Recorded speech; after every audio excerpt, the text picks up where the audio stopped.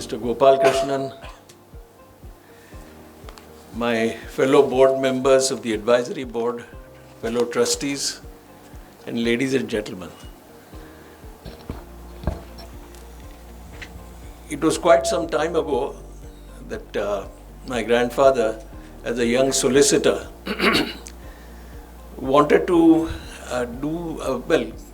be connected with social work, and therefore he sought out a place to work along with deprived people, and he chose an area of Bandra East, which was a colony of tanners, which then was an inhabited portion, and he spent all his spare time there, and it developed into a fairly prosperous area later on. In fact, what is today called Bandra East, MIG Colony, BKC, etc., was just a marsh, and that marsh then became, over a period of time, a bustling colony.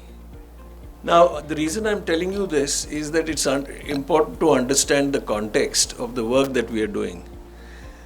It has always been for the deprived, and it has always been for very difficult to reach groups, underprivileged groups in rural areas. We concentrate not on urban and peri-urban, but mainly on the rural areas. So 80% of the roughly 2 lakh students that we would, or youth that we would train this year, and many more next year, would be from rural areas. Whereas the understanding often is that we are primarily urban. No, we are primarily rural. And the reason for that is that it's difficult for rural youth to avail of any opportunity without knowledge and skills. And that's why we do that work with a passion and a zeal that is often surprising to most people who come in contact with it. In fact, over a period of time, we have trained 1.5 million youth and connected them to livelihoods. Not many understand the width and the depth of our work. The width is that we were working in 18 states, including all the Naxalite belts of 4 states.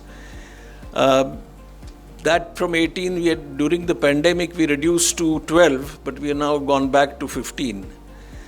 But this work is primarily conducted by our own people who conduct skilling camps, and these camps are ones that are held in very small villages so that they can earn a skill or develop a skill and earn a livelihood. So the work that we do has no competition, in the sense there is hardly anyone doing that kind of work other than government. And again, we often go to areas where the government work does not reach. So as a result, this is, I think, work that we are doing which probably I would consider it to be unique. The depth of our work is that we try to reach many people, many segments, that is. So we have 5 verticals. While we have our own centers in urban areas, most of our work gets done through rural camps in small villages. We also have partnerships throughout the country with either small NGOs or with training institutes. We do farm and non-farm based livelihoods by going to actual villages and working there. A recent example which I recall is that we set up piggeries in Gadchiroli, and that has been an outstanding success in all the Naxalite tribal belts of various states. So these are innovative projects which we've undertaken. This is just an example.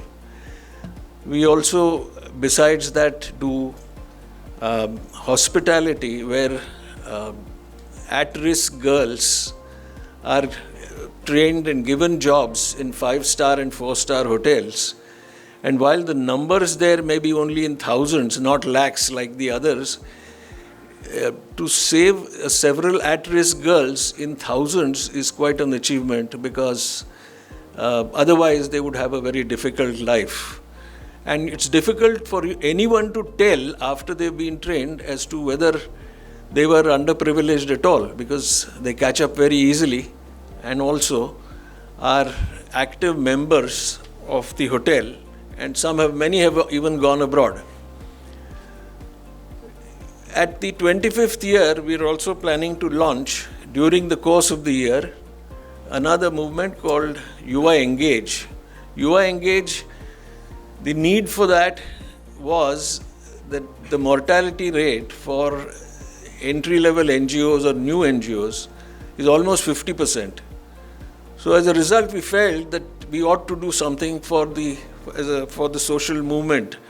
And here we've got an organization which would train entry-level NGOs into stability, and those who are stable, small NGOs who want to scale up, to be able to scale up. So this is the new offering that we would have during the year. Having said that, I think I wanted to really thank Dr. Mashelkar for leading this organization over a 12-year period with outstanding success. And he's taken us from our youth to maturity, and I would like to welcome Gopal Krishnan, who's going to take us from maturity into a glorious future. Thank you very much.